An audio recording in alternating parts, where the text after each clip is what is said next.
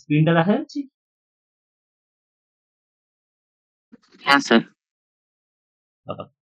তাহলে আমাদের দেখো অলরেডি মানি ব্যাংকিং, ট্যাক্সেশন, আমাদের তোমার ইনফ্লেশন, ন্যাশনাল ইনকাম, এই চ্যাপ্টার গুলো আমরা মোটামুটি কমপ্লিট করেছি। এখন আমরা রানিং যে চ্যাপ্টারটায় আছি সেটা হচ্ছে যে তোমার 5 ইয়ার্স প্ল্যান। আর তুমি যে জায়গাটা বললে ফরেক্স রিজার্ভ, সেই জায়গাটা কিন্তু অলরেডি আমরা যখন মানি ব্যাংকিং পড়েছি সেই জায়গাটা কিন্তু আমাদের কমপ্লিট হয়েছে। জাস্ট আমি ফরেক্স রিজার্ভের জায়গাটা একটু রিক্যাপ করে দিই, তোমাকে এই জায়গাটা থেকে হালকা ওভারভিউ দিই। দেখো, হোয়াট ইজ ফরেক্স রিজার্ভ? আমাদের আরবিআই এই ফরেক্স রিজার্ভটাকে মেনটেন করে। ফরেক্স রিজার্ভ বা ফরেন রিজার্ভ বলতে কি বোঝায়? আমাদের ধরো টোটাল যে ইন্টারন্যাশনাল ট্রেড গুলো হচ্ছে, মানে আমরা ভারতবর্ষ তো এক্সপোর্ট ওরিয়েন্টেড কান্ট্রি নয়, আমরা ইম্পোর্ট ওরিয়েন্টেড কান্ট্রি। আমাদের এক্সপোর্টের থেকে ইম্পোর্ট অনেক বেশি হয়, আমাদেরকে অনেক বেশি ইম্পোর্ট করতে হয়। তাহলে এই যে আমরা ওভারঅল ইম্পোর্ট গুলো করছি, এর যে সমস্ত কিছু পেমেন্ট, এই সমস্ত কিছু পেমেন্ট কিন্তু আমাদের হয় ডলারে। তাহলে এই যখন তুমি ডলারে পেমেন্ট করতে যাচ্ছ, তাহলে কিন্তু তোমার ইকোনমিতে ডলারের ক্রাঞ্চ আসতে পারে। ভালো করে বুঝবে ব্যাপারগুলো। যখন ইন্টারন্যাশনাল মার্কেটে তুমি ইম্পোর্ট করবে, বিদেশ থেকে ক্রুড অয়েল ইম্পোর্ট করো বা যাই ইম্পোর্ট করো, সমস্ত কিছু ভারতীয়রা যে সমস্ত ব্যবসাদার রয়েছে তাদেরকে তো পেমেন্ট দিতে হবে ডলারে। তাহলে আমাদের মার্কেটে ডলারকে কিন্তু অ্যাভেলেবল করিয়ে রাখতে হবে, কারণ ডলারের যদি ক্রাঞ্চ আসে, ডলারে যদি শর্টফল হয়, সেক্ষেত্রে কিন্তু আমাদের টাকার ভ্যালু পড়বে। মানে খুব ভালো করে ব্যাপারটা, এই ভ্যালুর ব্যাপারটা, এই জায়গাটা বলে বুঝলে কি ব্যালেন্স অফ পেমেন্ট জায়গাটাও বুঝে যাবে। ফরেক্স রিজার্ভ যদি একটু ভালো মোটামুটি বোঝো, ব্যালেন্স অফ পেমেন্ট সঙ্গে একটা হালকা আইডিয়া পাবে। যে তুমি নরমালি বোঝে যে লোকটা সে অ্যাভেলেবেল থাকে বাড়িতে, সেই লোককে ভ্যালু কম না বেশি? কি হয় যখন বেশি অ্যাভেলেবেল হয়ে গেলে ভ্যালু কি হয়? কমে যায়। ইকোনমিতেও সেরকম, ইকোনমিতে যখন কোনো কারেন্সি বেশি অ্যাভেলেবেল হয়ে যায়, তার ভ্যালু কমে যায়, এবং কোনো কারেন্সি যখন অ্যাভেলেবিলিটি কোনো কারেন্সির কমে যায়, তার ভ্যালু বেড়ে যায়। এবার একটা জিনিস দেখো, আমি যদি প্রচুর ইম্পোর্ট করি, মানে আমার দেশ যদি পুরোটাই ইম্পোর্ট ওরিয়েন্টেড হয়ে যায়, এক্সপোর্ট যদি এরকম না থাকে, তাহলে আমার দেশ থেকে ডলার গুলো কি হবে? বেরিয়ে যাবে না দেশের মধ্যে এক্সচেঞ্জ ডলার ঢুকবে? স্যার বেরিয়ে যাবে। তাহলে ডলার যদি বেরিয়ে যায়, তাহলে ডলারের অ্যাভেলেবিলিটি কমবে না বাড়বে? কমবে। তাহলে ডলারের ভ্যালু কি হবে? স্যার বাড়বে। বাড়বে। তাহলে এইটা হচ্ছে সমস্যা, যে আমি যদি প্রচুর ইম্পোর্ট করি, তাহলে আমার দেশ থেকে প্রচুর ডলার বেরোবে, ডলারের অ্যাভেলেবিলিটি কমে যাবে, ডলারের ভ্যালু বেড়ে যাবে। ডলারের ভ্যালু বেড়ে যাবে মানে $1 সমান যদি 80 টাকা থাকে, তো দিন $1 সমান কত হয়ে যাবে? 70, 90। স্যার 90 হবে। তাহলে $1 সমান কি হয়ে যাবে? 90 হয়ে যাবে। বোঝা যাচ্ছে? $1 সমান 90 হয়ে যাবে। মানে 70 টাকা দিয়ে যদি $1 পাওয়া যেত, এখন 90 টাকা লাগবে, মানে ডলারের ভ্যালু কি হয়েছে? বেড়ে গেছে। তাহলে এই যে ব্যাপারটা, এবার $1 সমান যদি 90 হয়ে যায় কোনো কারণে, তাহলে আমাদের ইকোনমিতে যেগুলো ইম্পোর্ট করে তারা আরো সমস্যার পড়বে, টাকার সাপেক্ষে, মানে টাকার ভ্যালু তাহলে কি কমে যাচ্ছে, অনেক ইকোনমিতে সমস্যা আসতে পারে। এই যে ব্যাপারগুলো, যে টোটাল যে আমাদের ডেফিসিট হচ্ছে, এই ডেফিসিট গুলোকে কিন্তু আরবিআই পুরোপুরি চেষ্টা করে ম্যানেজ করে ফিনান্স করার, যেটা আমাদের ট্রেড ডেফিসিট হচ্ছে। খুব ভালো বোঝা যায় এখানে, তুমি একটু হালকা ব্যালেন্স অফ পেমেন্টের কনসেপ্টও পাবে। ঠিক আছে? এই যে ওভারঅল আমাদের ধরো যে ট্রেড ডেফিসিট, আমাদের বিভিন্ন রকমের ডেফিসিট হয়, তার মধ্যে একটা ডেফিসিট হচ্ছে ট্রেড ডেফিসিট। ট্রেড ডেফিসিট বলতে কি, যে আমার টোটাল ইম্পোর্ট করতে কত টাকা চলে গেল আর এক্সপোর্ট করে কত টাকা ঢুকলো, এই দুটো ডিফারেন্সটাকে বলা হয় ডেফিসিট। তো ইন্ডিয়া নরমালি ট্রেড ডেফিসিট সবসময় থাকে, কারণ ইন্ডিয়াতে ইম্পোর্ট বেশি হয়। এবার যত টাকা ট্রেড ডেফিসিট হলো, ট্রেড ডেফিসিট যদি হয়, তাহলে কিন্তু কি হবে, আমরা এখন দেখি ডলারের ভ্যালু বেড়ে যাচ্ছে, ভ্যালু বেড়ে যাচ্ছে। এবার ডলারের ভ্যালু যদি বেড়ে যায়, তাহলে আরবিআই কি করতে হবে? ইকোনমি ডলার অ্যাভেলেবেল করাতে হবে। ইকোনমিতে কি করতে হবে? ডলার অ্যাভেলেবেল করাতে হবে। ইকোনমিতে ডলার যদি আরবিআই অ্যাভেলেবেল করায়, তাহলে আবার ডলারের অ্যাভেলেবিলিটি এবার $1 সমান 90 টাকাটা হবে না। $1 সমান যদি বর্তমানে 80 টাকা চলে, তাহলে হয়তো $1 সমান 81 টাকা কি 82 টাকা এরকম জায়গায় থাকবে, যদি আরবিআই অ্যাভেলেবেল করায়। যদি আরবিআই যদি ডলার অ্যাভেলেবেল না করায়, তাহলে কিন্তু $1 সমান হয়তো 90-95 ছুঁয়ে যেতে পারে। এই কারণে এই যে ইম্পোর্ট, এই ইম্পোর্ট গুলোকে কভার করার জন্য কিন্তু আরবিআই এর কাছে একটা ভান্ডার থাকা উচিত ডলারের ভান্ডার বা ফরেন কারেন্সির ভান্ডার। এই কারণে কিন্তু কি হয়, এই কারণে কিন্তু আরবিআই এর কাছে প্রচুর ফরেন কারেন্সি রয়েছে এবং আরবিআই যেটা ফরেন কারেন্সি গুলোকে রিজার্ভ করে রাখে সেটাকে আমরা বলছি ফরেক্স রিজার্ভ বা ফরেন রিজার্ভ। এটা আরবিআই তে তুমি ঘর ভাবতে পারো, যে ঘরে আরবিআই এর বিভিন্ন ফরেন কারেন্সি গুলোকে রিজার্ভ করা আছে। তাহলে এখানে কি থাকে, এই ফরেক্স রিজার্ভের মধ্যে কম্পোনেন্ট কি কি হয়? মানে স্যার ওইটা সেই 115 কোটি রিজার্ভ থাকে। হ্যাঁ, এটা মেইনটেইন করার চেষ্টা করে থাকে, ঠিক আছে। সেটা এখন আরবিআই এর কাছে প্রায় 1 বছরেরও কাছাকাছি, 13 মাস 14 মাসের কভারেজ আছে আরবিআই এর কাছে, ঠিক আছে। এবার এখানে কি কি রাখা থাকে? এখানে রাখা থাকে হচ্ছে ডলার থাকে, রেনবিম্বো থাকে, তারপর ইউরো থাকে, বিভিন্ন স্ট্যান্ডার্ড দেশের মুদ্রাগুলো থাকে। একটা ফরেন কারেন্সি থাকে যেটা তুমি বললে, আর কি থাকে? স্যার গোল্ড থাকে 85 ক্রোড ফর্মে। গোল্ড কে আর কি থাকে? আর একটা জিনিস থাকে খুব ইম্পর্টেন্ট, সেটাকে বলে SDR, special drawing release. Special drawing right জিনিসটা কি, তুমি এটুকু ভাবতে পারো। স্পেশাল ড্রয়িং রাইট হচ্ছে এগুলো আইএমএফ ইস্যু করে, ইন্টারন্যাশনাল মনিটারি ফান্ড, আইএমএফ আর যে মেম্বার কান্ট্রিগুলোকে রয়েছে সেই সমস্ত মেম্বার কান্ট্রিগুলোকে স্পেশাল ড্রয়িং রাইটটা ইস্যু। স্পেশাল ড্রয়িং রাইট জিনিসটা কি, যে এর মাধ্যমে কোন মেম্বার কান্ট্রি যদি হঠাৎ করে কোনো ফরেন কারেন্সিতে টাকা পয়সাটা দরকার হয়, হয়তো ইন্ডিয়ার কি ডলার দরকার, তখন এরিয়ার গুলো ভাঙিয়ে গেছে ডলারটা অ্যাভেলেবল করতে পারে। প্রত্যেকটা মেম্বার কান্ট্রির আইএমএফ কি রকম কত পার্সেন্ট শেয়ার আছে সেই অনুযায়ী প্রত্যেকটা কান্ট্রি কিন্তু এসডিআর পায়। এরকম হচ্ছে স্পেশাল রাইট।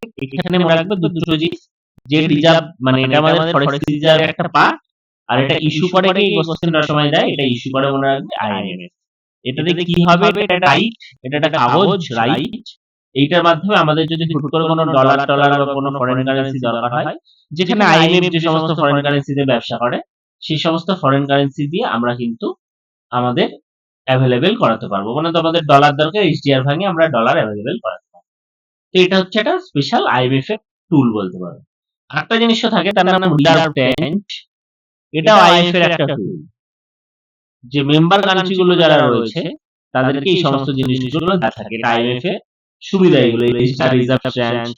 প্রত্যেকটা মেম্বার যেরকম পার্টিসিপেশন আইএমএফ এ তার উপর ভিত্তি করে এই সমস্ত জিনিসগুলো দেওয়া হয়। শুধু এই নামগুলো মনে রাখবে, এশিয়া রিজার্ভ ট্যাঙ্ক, এগুলো কে ইস্যু করে, এগুলো ইস্যু করে মনে রাখবে IMF. So this are the part of our forex reserve. তো ফরেক্স রিজার্ভ থেকে তোমার ম্যাক্সিমাম পরীক্ষায় কি কোশ্চেন আসে? পরীক্ষায় কোশ্চেন আসে যে ইন্ডিয়ার যে কোশ্চেনটা দুবার এসেছে, যে নিচের কোনটি ইন্ডিয়ার ফরেক্স রিজার্ভের পার্ট নয়। সেখানে এসছে foreign currency, gold, SDR, silver. তাহলে উত্তর কি হবে? সিলভার। মেনলি এগুলোই কোশ্চেন আছে। আর একটা কোশ্চেন আছে ফরেক্স রিজার্ভটা কে মেইনটেইন করে। হ্যাঁ, ফরেক্স রিজার্ভ মেইনটেইন করা হচ্ছে আরবিআই। দেখো ইকোনমিতে কিন্তু বিশাল কঠিন কোশ্চেন আসে না। তুমি যদি যে কোনো সালের ইকোনমি দেখো, তুমি যদি একটু বেসিক ফান্ডামেন্টালটা পড়ে নাও, হ্যাঁ, তাহলেই কিন্তু মোর দ্যান ইম্পর্টেন্ট। এখানে যে বিশাল টাফ কোশ্চেন আসবে এরকম কিন্তু নয়, মোটামুটি সহজ কোশ্চেনই আসে, উপর কোশ্চেনই আসে। বাট যেহেতু আমাদের সিলেবাসটা অনেক ভাস্ট, ওভারঅল আমাদের ইতিহাস, ভূগোল অনেক কিছু পড়তে হয়, একসাথে আমরা ইকোনমির পক্ষে অতটা ভিতরে গিয়ে পড়াশোনা করা আমাদের পক্ষে সম্ভব হয়নি, ঠিক আছে। তো বাট অ্যাটলিস্ট আমরা যদি উপর আইডিয়াস গুলো পেতে থাকি যে কি কি ওভারঅল পড়তে হবে, তাহলেও কিন্তু মোর দ্যান এনাফ। তুমি কিন্তু ওই পড়াটুকুও পড়তে পারো, that is more than enough. বুঝতে পারলো? তাহলে এই ফরেক্স রিজার্ভ যেটা হচ্ছে। এবার ব্যালেন্স অফ পেমেন্ট ক্রাইসিস কি? ব্যালেন্স অফ পেমেন্ট ক্রাইসিস মানে সেই যে ট্রেড ডেফিসিট বললাম, অ্যাকচুয়ালি আমাদেরও না, মানে দুই ধরনের অ্যাকাউন্ট আছে, বুঝলে? বেসিক ছোট্ট আইডিয়া তোমাদের, আমাদেরও দুই ধরনের অ্যাকাউন্ট আছে। একটা হচ্ছে কারেন্ট অ্যাকাউন্ট, এটা হচ্ছে ক্যাপিটাল অ্যাকাউন্ট।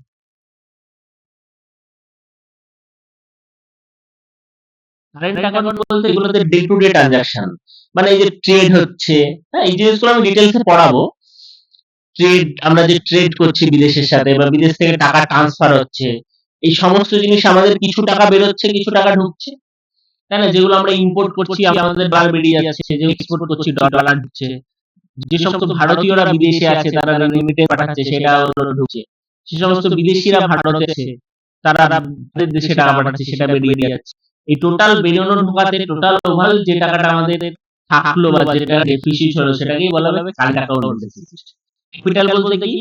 ক্যাপিটাল বলতে যেগুলো বড় বড় ইনফ্রাস্ট্রাকচারের ব্যাপারে, ভারত বিদেশে একটা ইনফ্রাস্ট্রাকচার করছে বা বিদেশ থেকে ভারতে ইনফ্রাস্ট্রাকচার, ওভারঅল এফডিআই যে ব্যাপারগুলো, ঠিক আছে, সেগুলো সব ক্যাপিটাল অ্যাকাউন্ট। তো এখানেও টোটাল ঢুকছে বেরোচ্ছে এরকম করেও একটা এখানে ডেফিসিট আসবে। তো এই সমস্ত ডেফিসিটকে যোগ করে ফাইনালি যে ডেফিসিটটা দাঁড়ায় সেইটাকে বলা হচ্ছে কি ব্যালেন্স অফ পেমেন্ট। মানে এই টাকাটা কিন্তু আমাদেরকে পুজিয়ে দিতে হয় আমাদের ঘরের ডলার দিয়ে। যদি আমরা না বোঝাই তাহলে আমাদের ওই যেটা তুমি ট্রেড ডেফিসিটে দেখি যে কি হবে, শুধু যদি ট্রেড ডেফিসিট ভাবে, ডেফিসিটও এই কারেন্ট অ্যাকাউন্ট ডেফিসিটেরই একটা পার্ট, ট্রেড ডেফিসিট।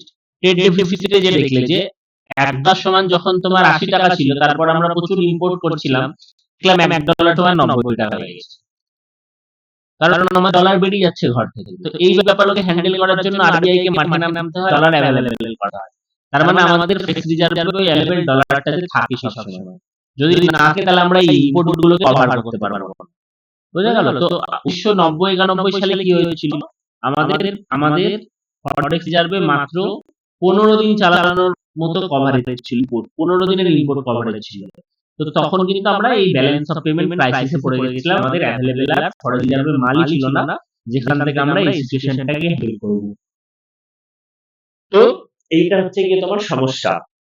তো সেই কারণে কিন্তু 1991 সালে আমরা একটা পুরো একটা হিস্ট্রিক্যাল সমস্যা ফেস করেছিলাম, সেটাকে বলা হচ্ছে কি ব্যালেন্স অফ পেমেন্ট ক্রাইসিস। তো যদি কখনো ইকোনমিতে ব্যালেন্স অফ পেমেন্ট ক্রাইসিস আসে তাহলে মনে রাখবে সেই জায়গাটায় আমাদের হেল্প করা হচ্ছে আইএমএফ বা ইন্টারন্যাশনাল মনিটারি ফান্ড।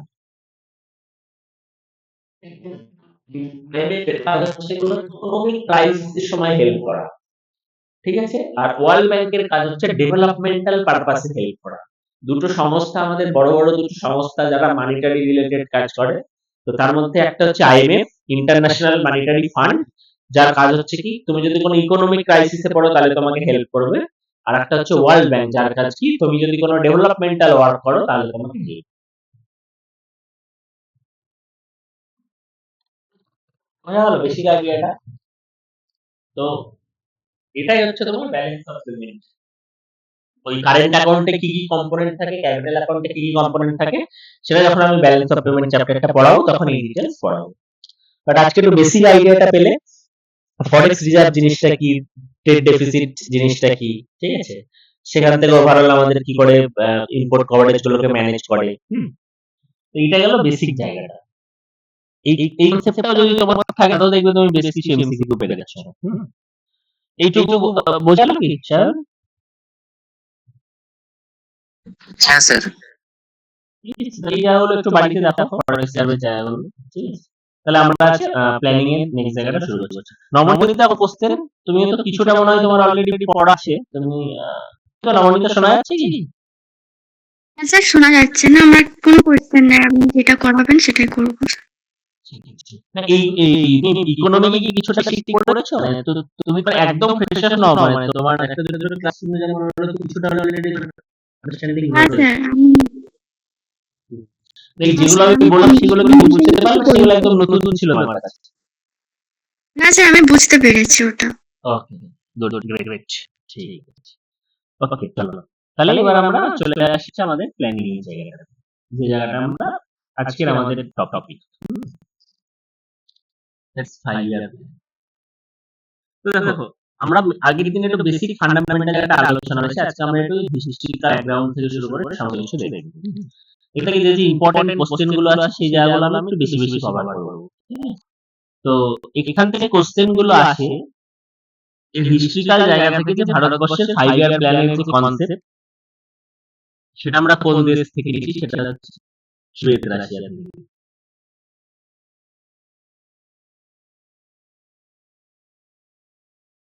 যে আমাদের যখন ন্যাশনাল মুভমেন্ট চলছিল তখন কিন্তু আমাদের দেশের যারা লিডার ছিলেন তৎকালীন, জওহরলাল নেহরু থেকে শুরু করে সুভাষ চন্দ্র বসু, এরা কিন্তু একটু হলেও বামপন্থী যে কনসেপ্ট, সেই বামপন্থী আন্দোলনের সাথে কিন্তু যুক্ত, বা বামপন্থী কনসেপ্টের সাথে কিন্তু ওনারা যুক্ত ছিলেন।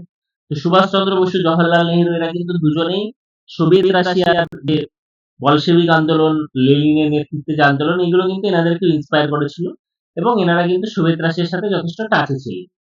তো বলশেভিক আন্দোলন যে 1917 সালে হলো, সেখান থেকে লেনিন পাওয়ারে এলো।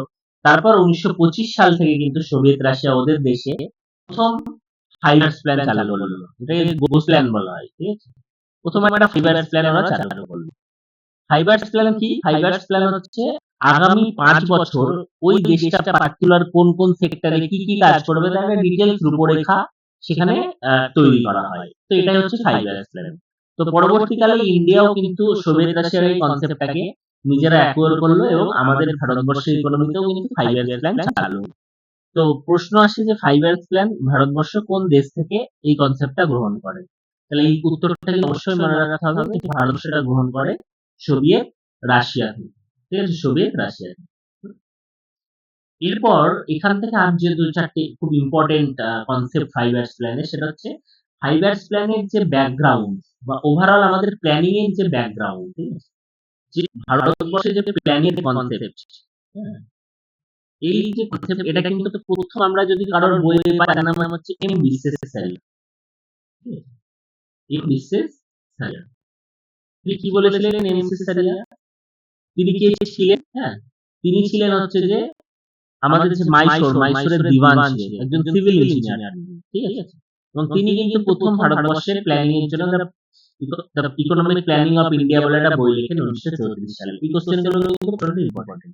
এই ডিটেইলস তথ্যগুলো তোমরা রমেশ সিং এর বইয়ে খুব সুন্দর পাবে, এবং অলরেডি তোমরা এবিসি জ্ঞানের স্যারের বইয়ে উপর দেয়া আছে, ঠিক আছে? তো প্ল্যানিং এর যে জায়গাগুলো থেকে আমাদের পড়তে হবে সেটা হচ্ছে প্ল্যানিং এর একটু হিস্ট্রিক্যাল, যে বিভিন্ন লোক বিভিন্ন ধরনের প্ল্যান দিয়েছিল, সেই জায়গাগুলো একটু দেখতে হবে, ঠিক আছে? এবং এবং তারপর 5 ইয়ার্স প্ল্যান গুলো একটু ধরে ধরে আমাদের পড়তে হবে যে কোন কোন প্ল্যান, কার কার মডেল, কোন কোন প্ল্যানে ইম্পর্টেন্ট কি কি কাজ হয়েছিল, ঠিক আছে? সেই জায়গাগুলো কিন্তু আমাদের ধরে ধরে পড়তে হবে। তো তোমরা নিখিল সিংহানিয়া স্যারের বই পড়ো কি তোমার রমেশ সিং এর বই পড়ো, কোনো অসুবিধা নেই। যার বই পড়ো, ওভারঅল জায়গাগুলো একই। হ্যাঁ, রমেশ সিং এর বই যেটা কি, রমেশ সিং এর বই একটু ডিটেইলস আলোচনা করা হয়েছে, কিন্তু অনেক চ্যাপ্টার এতটাই বেশি আলোচনা করা হয়েছে যেগুলো বিসিএস এর জন্য রিলেভেন্ট নয়। আর নিখিল সিংহানিয়া স্যারের বইটা বিসিএস এর জন্য মোর রিলেভেন্ট রমেশ সিং এর থেকে, ঠিক আছে? তো তোমরা যে বইটা ইচ্ছা সেই বইটাই পড়তে পারো, কোনো অসুবিধা নেই। বাট নিখিল সিংহানিয়া স্যারের বইটা কি মানে যথেষ্ট কাছাকাছি বিসিএস এর, যেহেতু আমাদের বিসিএস একটু কনসেপচুয়াল এর থেকেও ইনফরমেশন বেস, তো নিখিল সিংহানিয়া স্যারের বই প্রচুর ইনফরমেশন দেওয়া হয়েছে। বাট তুমি যদি কনসেপ্ট বিল্ডের কথা ভাবো, তাহলে কিন্তু সেক্ষেত্রে রমেশ সিং স্যারের বইটা বেশি বেটার। যাই হোক, তো এইখানে এই কোশ্চেনটা কিন্তু প্রচুর ইম্পর্টেন্ট যে আমাদের এই বইটি কার লেখা? The plan economy of India, ঠিক আছে? তাহলে প্ল্যান ইকোনমি অফ ইন্ডিয়া কার লেখা? এম বিশ্বেশ্বরাইয়া, ঠিক আছে? এম বিশ্বেশ্বরাইয়া 1934 সালে পাবলিশ হয়েছিল। এখানেই কিন্তু তিনি প্রথম ওভারঅল ইকোনমির কি কি প্ল্যান হওয়া উচিত, ইন্ডিয়া কোন দিকে যেতে পারে, ডেমোক্রেটিক ফেডারেলিজম, হ্যাঁ, এই সমস্ত কনসেপ্ট, এই জিনিসগুলো দরকার নেই আমাদের পার্সপেক্টিভ। আমাদের পার্সপেক্টিভ কি জানতে হবে? আমাদের জানতে হবে যে প্ল্যান ইকোনমি অফ ইন্ডিয়া এই বইটি কার লেখা? এই বইটি লেখা হচ্ছে যে এম বিশ্বেশ্বরাইয়া, ঠিক আছে? এম বিশ্বেশ্বরাইয়া। এরপর পরবর্তীকালে আমাদের একটা প্রপোজাল এসেছিল 1934 সালে যে একটা ন্যাশনাল প্ল্যানিং আমাদের দরকার। সেটা কথা দিয়েছিল, সেটা এসেছিল ফিকি থেকে, FICI, Indian chambers of commerce and industry. এর প্রেসিডেন্ট ছিলেন এনআর সরকার। তার নেতৃত্বে কিন্তু আমাদের ওভারঅল একটা প্ল্যানিং একটা আসে যে এইভাবে আমাদের প্ল্যানিং করা যেতে পারে। এটা বলে ফি প্রপোজাল। এর কি ডিটেইলস না ডিটেইলস এসব কিছু পড়ার দরকার নেই, ঠিক আছে? এরপর এই জায়গাটা প্রচন্ড ইম্পর্টেন্ট, কংগ্রেসের মধ্যে কি হলো? তাহলে আমরা সবার প্রথমে দেখলাম এম বিশ্বেশ্বরাইয়া তার বই হচ্ছে প্ল্যান ইকোনমি অফ ইন্ডিয়া। সেখানে একটা প্রথম আমরা আইডিয়া পেলাম, ফিকি প্রপোজাল একটা পেলাম। এরপর কংগ্রেসের মধ্যে আমাদের এই জায়গাটা মনে রাখতে হবে, কংগ্রেসও কিন্তু প্ল্যানিং এর কনসেপ্ট নিল। 1938 সালে কংগ্রেসে তৈরি হলো ন্যাশনাল প্ল্যানিং কমিটি,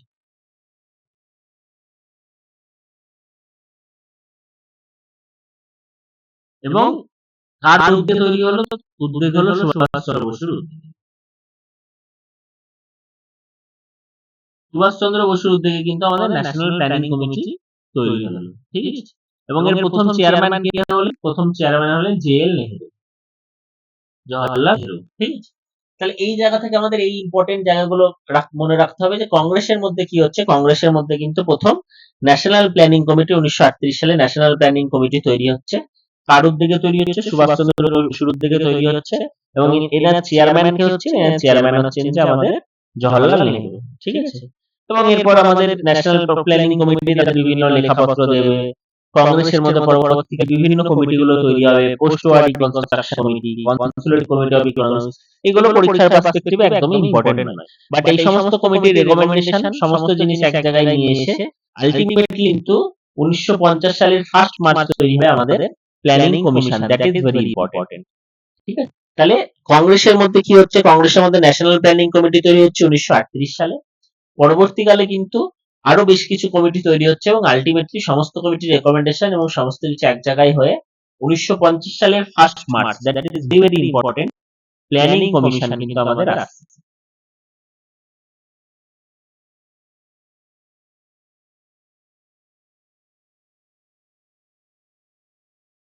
পরীক্ষায় বারবার কোশ্চেন আসে যে প্ল্যানিং কমিশন কি ধরনের বডি? এটা কি স্ট্যাচুটরি বডি, না এটা কনস্টিটিউশনাল বডি, না এটা নন স্ট্যাচুটরি বডি, না নন কনস্টিটিউশনাল বডি, না এটা এক্সিকিউটিভ বডি? কি ধরনের বডি? এই জায়গাটা একটু তোমার কনসেপ্ট আছে কি যে বডি বলতে কি বোঝায়? স্যার যদি কনস্টিটিউশনের তার প্রভিশনস থাকে সেটাকে মানে কি বলবো, স্ট্যাটুইটারি নয়, মানে এটাকে কনস্টিটিউশনাল বডি বলে। আর যদি অ্যাক্ট অফ পার্লামেন্টের দ্বারা তৈরি হয় সেটাকে স্ট্যাটুইটারি বডি বলে। আচ্ছা, তাহলে প্ল্যানিং কমিশন কি ধরনের বডি? স্যার এটা স্ট্যাটুইটারি বডি মনে হয়। প্ল্যানিং কমিশন হচ্ছে নন স্ট্যাচুটরি নন কনস্টিটিউশনাল বডি। পার্লামেন্টের কোনো অ্যাক্ট তো ছিল না যে প্ল্যানিং কমিশন বানাতে হবে। আর কনস্টিটিউশনে তো প্ল্যানিং কমিশনের কোনো কথা লেখাই নেই। কনস্টিটিউশনে আছে finance commission, article 280, very very important, ঠিক আছে। আর্টিকেল 280, আর্টিকেল 280 তাতে বলা আছে ফিনান্স কমিশনের কথা, কিন্তু কোথাও প্ল্যানিং কমিশনের কথা বলা নেই। এবং পার্লামেন্টের কিন্তু কোনো আইনও পাস করা হয় যে প্ল্যানিং কমিশন বলে কোনো একটা বডি বানানো হবে, ঠিক আছে। তাহলে এটা কি করে বনে গেল? হ্যাঁ, আরেক ধরনের বডি যেখানে কোনো পার্লামেন্টের অ্যাক্টেরও দরকার নেই, কনস্টিটিউশনেও থাকার দরকার নেই। এক্ষেত্রে বডি কি করে তৈরি হয়? যে গভর্নমেন্ট, সেই গভর্নমেন্ট আর যে ক্যাবিনেট আছে সেই ক্যাবিনেট এক জায়গায় বসে এক্সিকিউটিভ রেজলিউশন নেয়। আজকে ধরো মোদি সরকার, রাজনাথ সিং সবাই একসাথে বসে গেল, তারপর আমাদের অমিত শাহ সব একসাথে বসে একটা ডিসিশন নিচ্ছে একটা হয়তো ডিফেন্স কিছু কমিটি তৈরি করা হবে। তাহলে এটা কিন্তু কোনো অ্যাক্টেও পাস করা হলো না, কনস্টিটিউশনের দ্বারা নেই। জাস্ট ক্যাবিনেট কমিটি নিজেরা সিদ্ধান্ত নিল, তার বদলে একটা রেজলিউশন দ্বারা লিখে নিল, হ্যাঁ আজকের এই সিদ্ধান্ত নেওয়া হলে একটা কমিটি তৈরি করা হবে, এই হবে সদস্য। এই যে এই ধরনের যে বডি, এই ধরনের বডিগুলোকে বলা হয় এক্সিকিউটিভ বডি, ঠিক আছে। এটা এক্সিকিউটিভ রেজলিউশনের মাধ্যমে তৈরি হয়। তো এটা কিন্তু non statutory as well as non constitutional. বুঝা গেল স্যার? বা ডমনি? হ্যাঁ স্যার। ঠিক আছে। তাহলে আমাদের প্ল্যানিং কমিশন যদি পরীক্ষায় আসে কি ধরনের বডি, তাহলে উত্তর কি বলবে? Non constitutional non statutory executive body. Executive body. তাহলে এরকম অপশনগুলো দেখে এখন আমাদের চয়েস করে নিতে হবে, ঠিক আছে। তাহলে প্ল্যানিং কমিশন তৈরি হলো 1950 সালের 1 মার্চ। তাহলে এইটা গেল হচ্ছে কংগ্রেসের দিক থেকে। তাহলে আমরা প্রথমে দেখলাম বিশ্বেশ্বরিয়ার দিক থেকে একটা ছোট প্ল্যান, ছোট বই লিখলেন উনি, যেখানে কনসেপ্ট দিলেন অনেক কিছু, ঠিকই তার একটা প্রপোজাল দিল এবং কংগ্রেসের মধ্যে থেকে প্ল্যানিং এর চিন্তা ভাবনা চালু হয়ে গেল, ঠিক আছে। এরপর যে জায়গাটা ইম্পর্টেন্ট, যে প্ল্যানগুলো পরীক্ষা সেটা হচ্ছে বোম্বে। এগুলো অনেক সময় জিজ্ঞেস করে।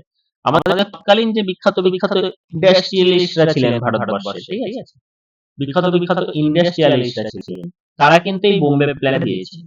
তারা কি নাম দিয়েছিলেন? A plan of economic development for India, which was prepared by কারা? প্রিপেয়ার্ড বাই সেই সময়তে টপ 8 জন ইন্ডাস্ট্রিয়ালিস্ট। তার মধ্যে কে কে ছিলেন? Purushottam Das Thakurdas, GRD tata, GD Birla. Tata Birla আমরা বলি, টাটা বিড়লা দুজনেই ছিলেন। শ্রীরাম, কস্তুরবাই, লালবাই, এরা ছিলেন সেই সময়ের বিখ্যাত ইকোনমিস্ট, ঠিক আছে, ইকোনমিস্ট। তাহলে ইকোনমিস্ট বলছি, ইন্ডাস্ট্রিয়ালিস্ট, এরা ছিলেন সেই সময় বিখ্যাত ইন্ডাস্ট্রিয়ালিস্ট। তো এনারা কিন্তু এই বোম্বে প্ল্যানটা দিয়েছিলেন। এবার তখনকার দিনে ইন্ডাস্ট্রিয়ালিস্ট আর এখনকার দিনের বিজনেসম্যানের মধ্যে কিন্তু অনেক পার্থক্য আছে, ঠিক আছে? ওনারা যে প্ল্যানটা দিয়েছিলেন সেটা কিন্তু ওভারঅল দেশের হিতকারী একটা প্ল্যান। সেখানে কিন্তু যে শুধু ক্যাপিটালিজমের কথা বলা হয়েছে, কি করে কোম্পানি প্রফিটেবল হবে তার কথা বলা হয়েছে সেটা কিন্তু নয়। সেখানে কিন্তু কি করে আমাদের এগ্রিকালচার রিস্ট্রাকচারিং করা যায়, ঠিক আছে? কি করে র্যাপিড ইন্ডাস্ট্রিয়ালাইজেশন করা যায়, ঠিক আছে? সোভিয়েত ইউনিয়নের প্ল্যানিং থেকে বিভিন্ন ক্লু তারা নিয়েছিলেন যে কোন কোন জায়গাগুলো কোন কোন কনজিউম গুডস করা যায়। তো এইগুলো পরীক্ষার জন্য ভাই ইম্পর্টেন্ট নয়, তাতে একটা কোশ্চেন আসবে না। তোমার পরীক্ষাতে কি কোশ্চেন আসবে? পরীক্ষাতে আসবে যে বোম্বে প্ল্যানটা কারা দিয়েছিল। শুধু এটুকু মনে রাখবে, বোম্বে প্ল্যান দিয়েছিল হচ্ছে আমাদের তৎকালীন ভারতবর্ষের টপ 8 জন ইন্ডাস্ট্রিয়ালিস্ট মিলে কিন্তু এই বোম্বে প্ল্যান দিয়েছিল। তার মধ্যে 2 একজনের নাম মনে রেখো, টাটা বিড়লা, তাহলেই হবে, ঠিক আছে? শুধু এইটুকু আমাদের মাথায় রাখতে হবে, Bombay plan given by top industrialist. এইটা কিন্তু পরীক্ষাতে কোশ্চেন আসে যে কার বোম্বে প্ল্যান দিয়েছিল। বাকি বোম্বে প্ল্যানের মধ্যে কি ছিল না ছিল এই সমস্ত ডিটেইলস জিনিস নরমালি পরীক্ষায় আসে না। হ্যাঁ, যখন পড়বে একবার একটু রিডিং মেরে নেবে, অসুবিধা নেই, ঠিক আছে? এরপর যে জায়গাটা আরেকটা প্ল্যান ইম্পর্টেন্ট, আরেক ধরনের প্ল্যান যেটা দিয়েছিল সেটা হচ্ছে গান্ধিয়ান প্ল্যান। গান্ধিয়ান প্ল্যান দিয়েছিল, নামটা মনে রাখা খুব ইম্পর্টেন্ট, শ্রী নারায়ণ আগরওয়াল। এটা অনেকবার পরীক্ষাতে আসে যে who of the following person given the Gandhian plan. তাহলে গান্ধিয়ান প্ল্যান কে দিচ্ছে? শ্রীমান নারায়ণ আগরওয়াল, ঠিক আছে? শ্রীমান নারায়ণ আগরওয়াল 1944 এ তিনি কিন্তু গান্ধিয়ান প্ল্যান দিচ্ছেন। এবার তুমি বুঝতেই পারছো যে গান্ধিয়ান প্ল্যান মানে কোন ধরনের জিনিসের উপর ফোকাস থাকবে। দেখো, তৎকালীন আমাদের যে সমস্ত লিডাররা ছিলেন তার মধ্যে ইম্পর্টেন্ট ছিলেন গান্ধী, নেহেরু, সুভাষ বোস, বি আর আম্বেদকর, ঠিক আছে? এদের কিন্তু প্রত্যেকের ভিশন একটু একটু আলাদা ছিল। সুভাষচন্দ্র বোস কিন্তু একদম তোমার সোভিয়েত রাশিয়া, সোশ্যালিস্ট, কমিউনিস্ট এই ধরনের নীতিতে কিন্তু উনি পুরোপুরি বিশ্বাসী ছিলেন, এবং তিনি বিশ্বাসী ছিলেন অনেকটা তাদের মতো করেই নীতিতে, ঠিক আছে? সরি, মানে জওহরলাল নেহরুর কথা বলছে। জওহরলাল নেহরু বিশ্বাসী ছিলেন হচ্ছে কমিউনিস্ট, সোশ্যালিস্ট এই নীতিগুলোই। সুভাষচন্দ্র বসুও বিশ্বাসী ছিলেন, কিন্তু জওহরলাল নেহরু আর সুভাষচন্দ্র বসুর মধ্যে ফান্ডামেন্টাল পার্থক্য কোথায়?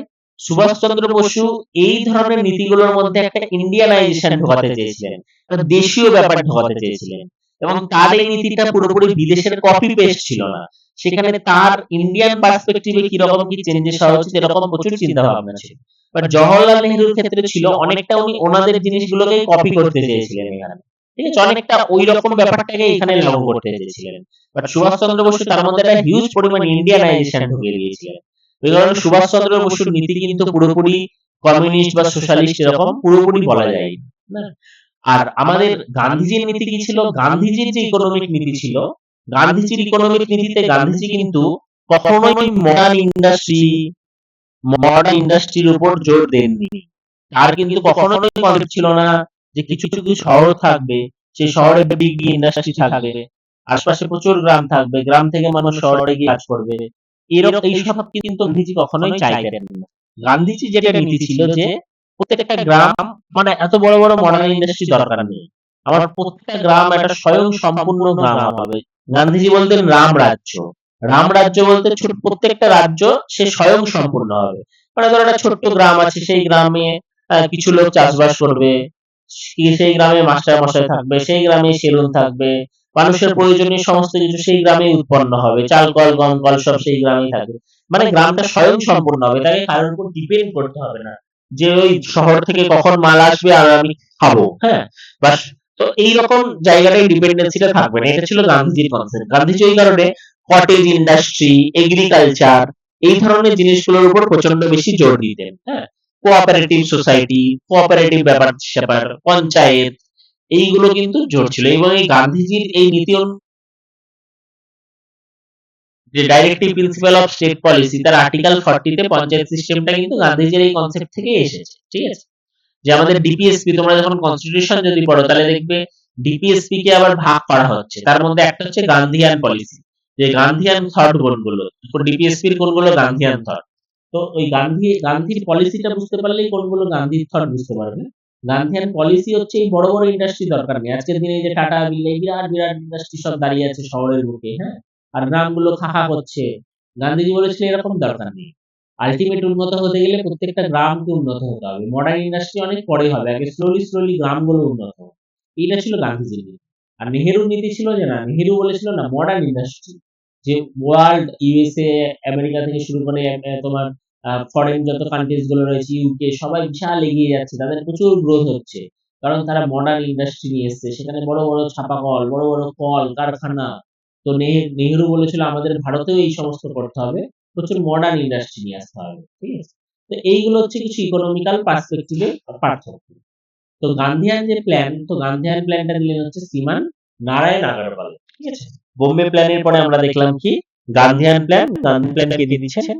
গান্ধিয়ান দিচ্ছেন হচ্ছে শ্রীমান নারায়ণ আগরওয়াল। নারায়ণ আগরওয়াল। তাহলে স্বাভাবিক এই প্ল্যানে কিসের উপর জোর থাকবে? এই প্ল্যানে জোর থাকবে হচ্ছে এগ্রিকালচারের উপর, এই প্ল্যানে জোর থাকবে হচ্ছে কটেজ ইন্ডাস্ট্রির উপর, ঠিক আছে। এই জিনিসের উপর জোর থাকবে। তাহলে কি প্ল্যান হচ্ছে গান্ধিয়ান প্ল্যান। তাহলে শুধু এখান থেকে আমাকে মাথায় রাখতে হবে যে গান্ধিয়ান প্ল্যান কি দিয়েছিল, কিসের উপর জোর দেওয়া হবে, সেগুলো তোমার মাথায় থাকবে। তারপর ইম্পর্টেন্ট হচ্ছে পিপলস প্ল্যান। রাখবে পিপল প্ল্যান দিয়েছিল হচ্ছে মানবেন্দ্রনাথ রয়। মানবেন্দ্রনাথ রয়। এই মানবেন্দ্রনাথ রয় কিন্তু ইনি, এই মানবেন্দ্রনাথ রায়ের নাম কিন্তু প্রচন্ড ইম্পর্টেন্ট, কারণ কনস্টিটিউশনের ধারণা কিন্তু ইনিই প্রথম দিয়েছিলেন। এটাও পরীক্ষায় আসে যে who of the following first given the idea of constitution? Manabendranath Roy, ঠিক আছে। মানবেন্দ্রনাথ রায় একজন মার্কসিস্ট নেতা ছিলেন, মানে এনারা কমিউনিজমের দিকে বিশ্বাস করতেন, বামপন্থীতে বিশ্বাস করতেন। তো এই মানবেন্দ্রনাথ রায় কিন্তু আমাদের যে পোস্ট ওয়ার রিকনস্ট্রাকশন কমিটি হয়েছিল সেকেন্ড ওয়ার্ল্ড ওয়ারের পরে, তারও তিনি মেম্বার ছিলেন, এবং ওনারা কিন্তু দিয়েছিলেন হচ্ছে মানবেন্দ্রনাথ রায়, তার প্ল্যানের নাম হচ্ছে কি পিপলস প্ল্যান। পিপলস প্ল্যান মানে বুঝতেই পারছো যে প্রত্যেকের মানুষের যে বেসিক নিডস গুলো আছে, সেই বেসিক নিডস গুলো যাতে পূরণ করা হয়, এইটা যাতে দেখা হয়, ঠিক আছে। তো সেই জায়গাগুলো কিন্তু পিপলস প্ল্যানের পার্ট। তাহলে পরীক্ষায় কোশ্চেন আসে যে পিপলস প্ল্যান দিয়েছিল, পিপলস প্ল্যান দিয়েছিল হচ্ছে মানবেন্দ্রনাথ রায়। তারপর ইম্পর্টেন্ট প্ল্যান হচ্ছে সর্বোদয়া প্ল্যান, ঠিক আছে। সর্বোদয়া প্ল্যান কি দিয়েছিল? সর্বোদয়া প্ল্যান দিয়েছিল জয়প্রকাশ নারায়ণ। এই সর্বোদয়া প্ল্যান কিন্তু অনেকটা তোমার, হ্যাঁ, এই প্ল্যানটাও কিন্তু অনেকটা ওই গান্ধিয়ান কনসেপ্ট থেকেই এসেছে, এটা অনেকটা গান্ধিয়ানের কনসেপ্ট থেকেই এসেছে, ঠিক আছে। বোঝা গেল? তাহলে সর্বোদয়া প্ল্যান কে দেয়? জয়প্রকাশ নারায়ণ। জয়প্রকাশ নারায়ণ। বাকি এই সমস্ত প্ল্যানই ছিল না যে এত কিছু আমাদের পরীক্ষার জন্য দরকার নেই, ঠিক আছে। তাহলে এই জায়গাগুলো আমরা দেখলাম কয়েকটা প্ল্যান, এবং সেগুলো কে দিয়েছিল, ঠিক আছে। তাহলে আমরা একবার কুইক রিক্যাপ করি প্ল্যানগুলো, ঠিক আছে। কোন কোন প্ল্যান আছে, কোন কোন প্ল্যান কে দিয়েছে। তাহলে আমরা যদি সর্বপ্রথমে দেখি, আমি যদি তোমাদেরকে একবার করে জিজ্ঞেস করি যে বোম্বে প্ল্যান কে ছিল? Eight industrialist of India. Top industry. Sarvodaya plan কে দিল? Jayaprakash Narayan. Jayaprakash Narayan. Very good. People's plan কে দিল? M.N. Roy. Manabendranath Roy. Gandhian plan কে দিল? আগরওয়াল কিছু একটা স্যার। শ্রীমান নাম কি? Narayan. নারায়ণ আগরওয়াল, ঠিক আছে। নারায়ণ আগরওয়াল। তাহলে এইটা কিন্তু পরীক্ষাতে প্রচন্ড ইম্পর্টেন্ট। এই চারটে থেকে কিন্তু একটা দুটো কোশ্চেন হামেশাই পরীক্ষাতে আসে, ঠিক আছে। যে এই প্ল্যান গুলোকে দেয়, তো তোমাদের ফান্ডামেন্টাল যেটা করতে হবে, তাহলে এই প্ল্যানের নাম, এই প্ল্যান গুলো কি দিয়েছে, আর হচ্ছে যে এই প্ল্যানে বেসিক কি বলা হচ্ছে, ডিটেইলস পড়ার দরকার নেই যে প্ল্যানে কি ছিল, এই ক্লজ ছিল, কি ক্লজ, এত কিছু পরীক্ষাতে আসবে না। হ্যাঁ, জাস্ট একটু বেসিকটা যে অ্যাকচুয়ালি প্ল্যানটা কি বলা হচ্ছে, কে দিয়েছে, আর সালটা যদি একটু মনে রাখতে পারো তিনি, যদি না মনে রাখতে অসুবিধা নেই, বাট কে দিয়েছে ইজ ভেরি ভেরি ইম্পর্টেন্ট। পরীক্ষাতে এই কোশ্চেন আসে যে কে দিয়েছে প্ল্যানটা। হ্যাঁ, তো এই জায়গাগুলো তাহলে পড়ে নেবে, প্ল্যানিং এর হিস্ট্রিক্যাল ব্যাপারটা বোঝা গেল। তাহলে এটা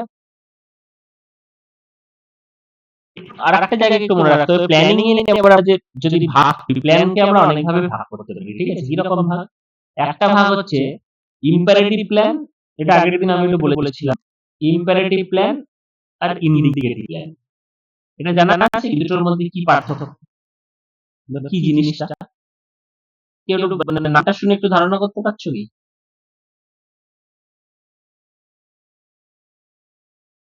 ইম্পারেটিভ প্ল্যান আর ইন্ডিকেটিভ প্ল্যান, কি মনে হয় নবটা বা সায়ন?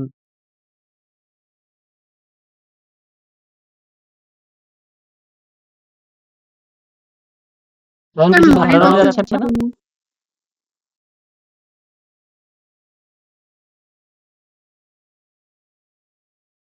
দেখি কিছু ধারণা নামটা শুনে।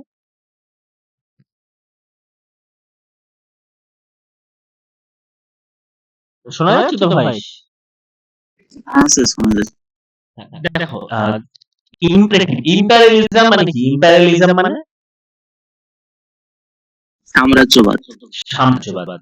সাম্রাজ্যবাদে কি শাসক আমাদের কথা শোনে না আমাদের উপর চাপিয়ে দেয় জিনিসপত্র? শোনে না।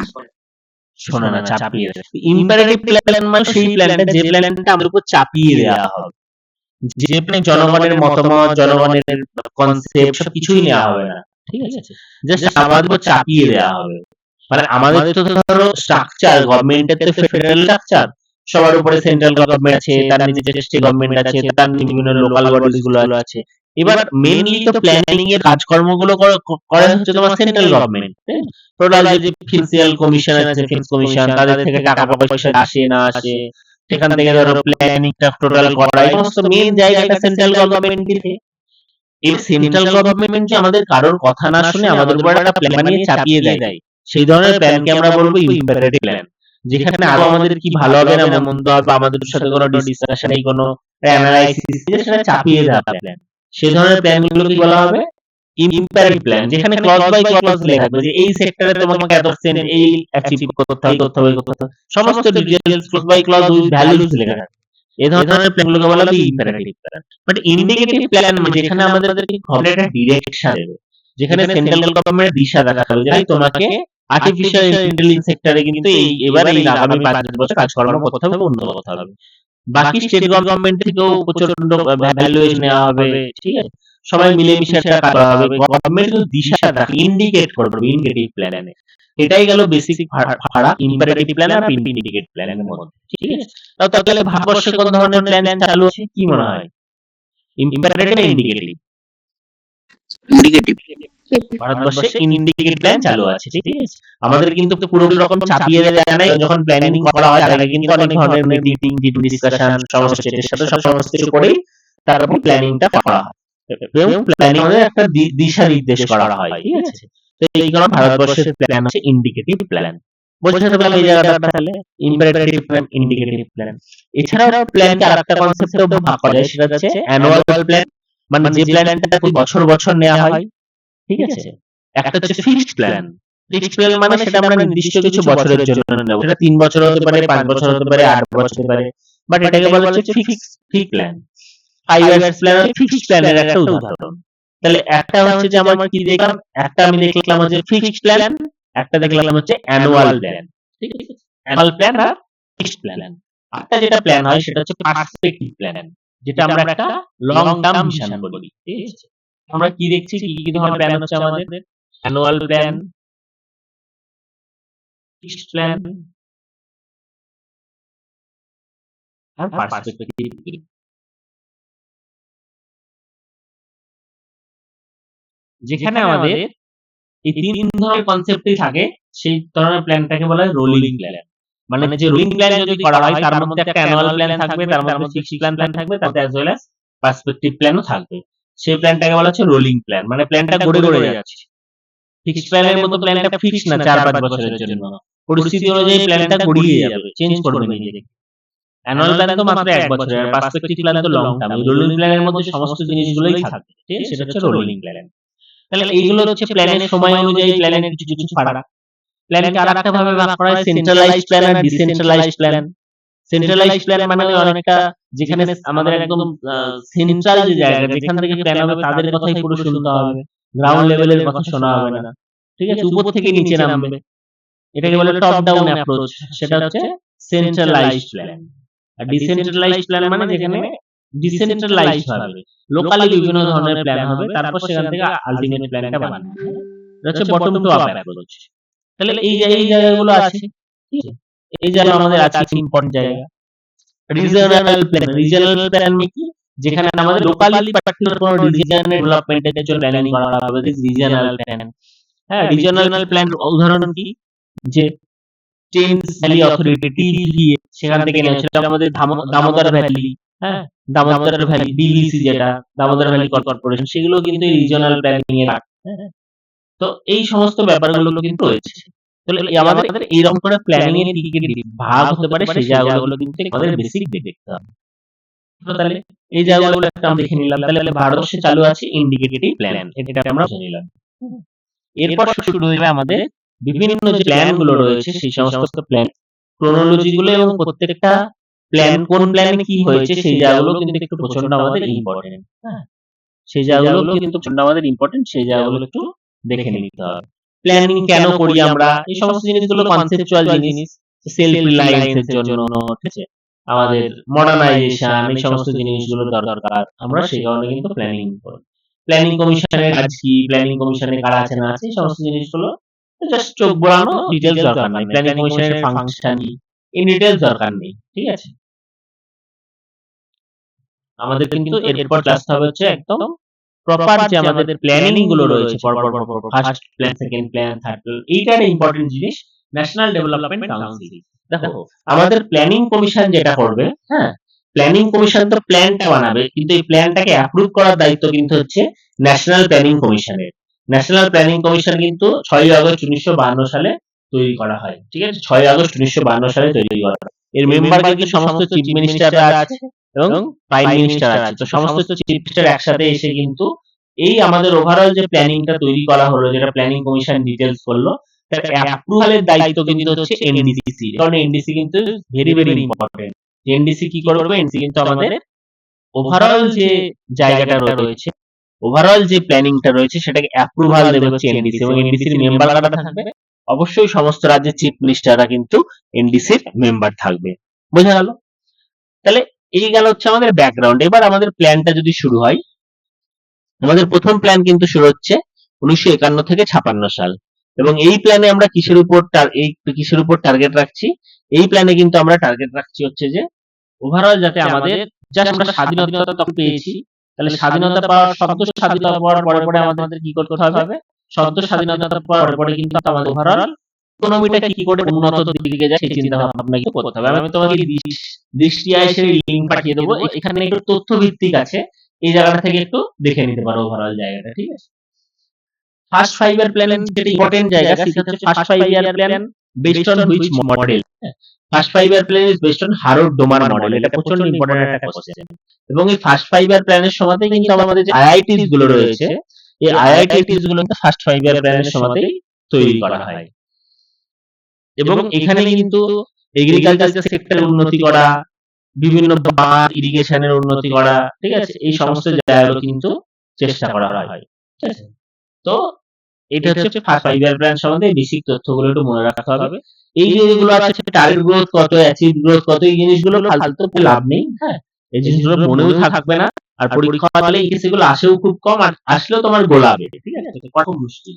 তো এইগুলো ইন ডিটেইলস এত তথ্য ভিত্তিক দরকার নেই, শুধু মডেলগুলো পড়ে রাখবে, খুব ইম্পর্টেন্ট। বিশেষ করে ফার্স্ট প্ল্যান, সেকেন্ড প্ল্যানের মডেলটা প্রচুর পরীক্ষায় আসে। ফার্স্ট 5 ইয়ার প্ল্যান আমাদের হারোড ডোমান মডেল, হারোড ডোমান দুজন ইকোনমিস্ট ছিলেন, তাদের মডেল অনুযায়ী কিন্তু এই ফার্স্ট 5 প্ল্যানটা নেওয়া হয়েছে। সেকেন্ড 5 ইয়ার প্ল্যান, দেখো সেকেন্ড 5 ইয়ার প্ল্যান কিন্তু প্রচন্ড ইম্পর্টেন্ট। সেকেন্ড 5 ইয়ার প্ল্যান আমরা যেটা শুরু করেছিলাম সেটা হচ্ছে rapid industrialization and public sector, ঠিক আছে। তাহলে সেকেন্ড 5 ইয়ার প্ল্যান জওহরলাল নেহরুর যেটা কনসেপ্ট ছিল যে প্রচুর পাবলিক সেক্টর ইউনিট বানানো, পাবলিক সেক্টর কোম্পানি বানানো। কারণ জওহরলাল নেহরু মানে চাইতেন প্রচুর পাবলিক সেক্টর কোম্পানিগুলোতে যাতে প্রচুর এমপ্লয়মেন্ট ক্রিয়েশন হয়, এবং পিএসইউ কোম্পানির যে কনসেপ্ট এটা কিন্তু সোভিয়েত রাশিয়ার কনসেপ্ট। কারণ এগুলো হচ্ছে সোশ্যালিজমের কনসেপ্ট, যে কোম্পানির ওনার হবে সরকার, কেন কোম্পানি আলাদা করে থাকবে। তো জওহরলাল নেহরু বলেছিলেন, ঠিক আছে, কোম্পানি কটা আছে ওই টাটা বিল্ডাররা যেগুলো করেছে, নতুন প্রচুর কোম্পানির জায়গায় কিন্তু ছিলেন না, উনি বুঝেছিলেন সরকার প্রচুর কোম্পানি বানাবে, এবং এই সরকার কোম্পানি বানানোর পরে কিন্তু প্রচুর পিএসসি কোম্পানি তৈরি করা হয়েছিল।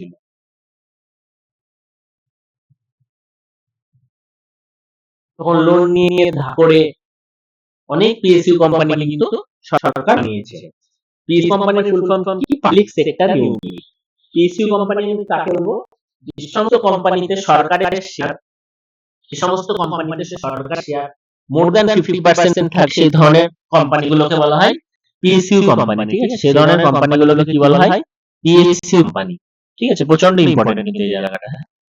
সেই ধরনের কোম্পানিগুলো আমরা কি বলবো, পিএসইউ কোম্পানি। তাহলে এই জায়গায় আমরা দেখলাম পিএসইউ কোম্পানির কনসেপ্ট। তাহলে এই পিএসইউ কোম্পানির কনসেপ্ট আমাদের কোন 5 ইয়ার প্ল্যান থাকছে? সেকেন্ড 5 ইয়ার প্ল্যান, যে প্রচুর পিএসইউ কোম্পানি বানানো হবে, র‍্যাপিড ইন্ডাস্ট্রিয়ালাইজেশনের উপর জোর দেওয়া হবে। এই সমস্ত জিনিসগুলো আমাদের কোথায় বলা হলো? Second 5 year plan. Second 5 year plan কার মডেল অনুযায়ী করা হলো? প্রশান্ত চন্দ্র মহালনোসের মডেল অনুযায়ী। যে আমাদের ইন্ডিয়ার একটা স্ট্রাকচারাল রিফর্মের উপর মানে জোর দিয়েছিল সেকেন্ড 5 ইয়ার প্ল্যান। আমাদের যে এগ্রিকালচারাল যে আমরা একটা দেশ ছিলাম, সেটাকে যাতে একটা ইন্ডাস্ট্রিয়াল ব্যাপার করা যায়, প্রচুর যাতে মডার্ন ইন্ডাস্ট্রি তৈরি করা যায়, সেই জায়গাটার উপর কিন্তু সেকেন্ড 5 ইয়ার প্ল্যানে প্রচুর জোর দেওয়া হয়েছিল। হ্যাঁ, তো এটা গেল সেকেন্ড 5 ইয়ার প্ল্যানের কনসেপ্ট। তাহলে ফার্স্ট 5 ইয়ার প্ল্যান কত সাল থেকে কত সাল? সাল ক্রোনোলজিটা ভালো করে পড়বে। ফার্স্ট 5 ইয়ার প্ল্যান হচ্ছে 51 থেকে 56, সেকেন্ড 5 ইয়ার প্ল্যান হচ্ছে 56 থেকে 61। সেকেন্ড 5 প্ল্যান হচ্ছে কত? 56 থেকে 61। এবার আমাদের ইম্পর্টেন্ট কি? Third 5 year plan.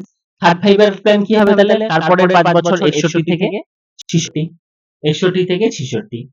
ঠিক আছে, থার্ড 5 ইয়ার প্ল্যানে কিন্তু আমাদের কিসের উপর জোর দেওয়া হলো? আবার এগ্রিকালচার এবং হোয়েট প্রোডাকশনের ইমপ্রুভমেন্ট। কারণ কি, এই সময় আমাদের যেটা সমস্যা হচ্ছিল, আমরা কিন্তু তখনও খাবারে স্বনির্ভর ছিলাম না।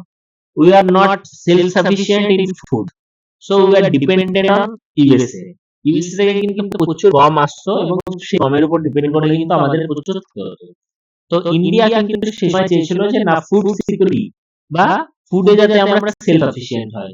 এই কারণে কিন্তু হোয়েট প্রোডাকশনের উপর জোর দেওয়া হয়েছিল এবং জারি হচ্ছে কিন্তু গ্রিন রেভলিউশন। এই থার্ড 5 ইয়ার প্ল্যানের সময় থেকেই কিন্তু গ্রিন রেভলিউশন শুরু হয়। ঠিক আছে, এবং থার্ড 5 ইয়ার প্ল্যানের সময় আমাদের দুটো বড় বড় যুদ্ধ হলো, ইন্দো চায়না ওয়ার এবং ইন্দো পাক ওয়ার, 1962 এবং 1965 সালে। এই দুটো যুদ্ধের জন্য ইন্ডিয়ার কিন্তু টাকা পয়সা একদমই প্রায় শেষ হয়ে গেল।